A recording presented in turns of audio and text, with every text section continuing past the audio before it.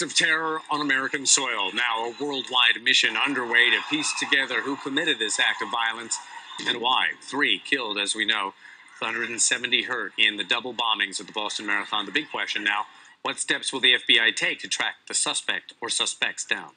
And in with Rod Wheeler, former Washington, D.C. homicide investigator, so he knows a lot about this and how to track these guys down. Rod, look, the bomb, unfortunately, that was used, can't you make that on the internet? Anybody that's got YouTube can probably figure out how to make that. Is that a dead end as far as starting in your search for this guy?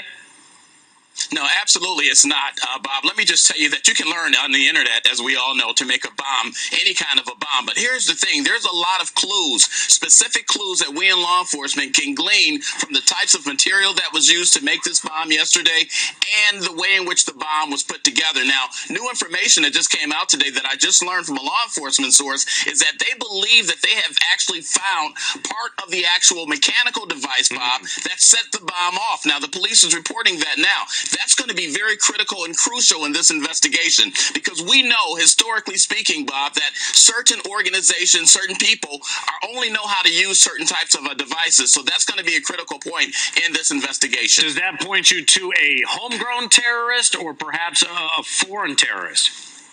Well, that's an excellent question. It could be either or because we've seen these types of devices used domestically here in the United States by organizations and people, but we've also seen this particular type of device used over in Afghanistan and in Pakistan before. So I think it could go either way. It's too early to speculate on that particular point. But what's very important here is the fact that we do create somewhat of a profile in terms of the material that was used to create this device. Rod, what do you think is going to break the case? Is it going to be somebody's cell phone picture, some image somewhere that the investigators who are experts at picking these pictures apart, that's going to break the case?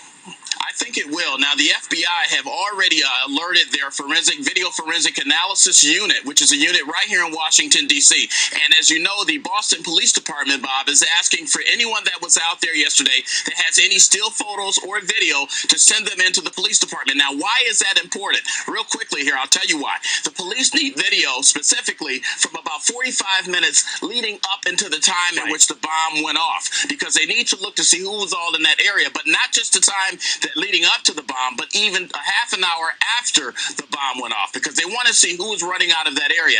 Now, with the technology that we use, that the FBI's forensic lab uses, they can stitch together video from different sources, Bob, and this can help us quickly try to determine who could have been responsible for this horrific event. And bring them to justice. Rod Wheeler. That's right. Good talking to you. Sure.